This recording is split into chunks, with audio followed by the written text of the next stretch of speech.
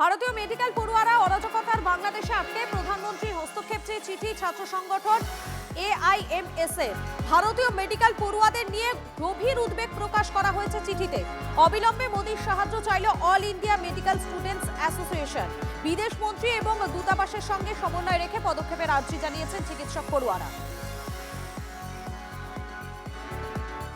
আমাদের প্রতিনিধি দীপ রয়েছেন আমাদের সঙ্গে।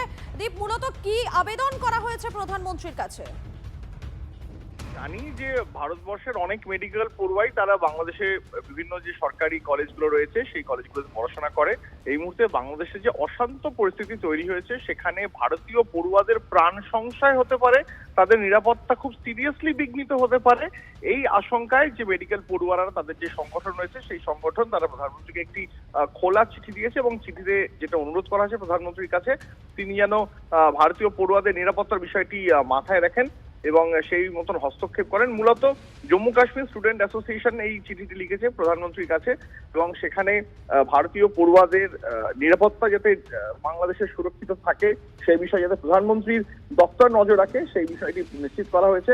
যেটা এই সংগঠনের তরফ থেকে দাবি করা হয়েছে যে প্রায় ৯,০০০ ভারতীয় পড়ুয়া বাংলাদেশের বিভিন্ন মেডিকেল কলেজগুলিতে সেখানে পড়াশোনা করে, যার মধ্যে শুধুমাত্র ৪,০০০ পড়ুয়া কাশ্মীর থেকেই কাশ্মীর উপত্যকার বিভিন্ন পড়ুয়ারা রয়েছে।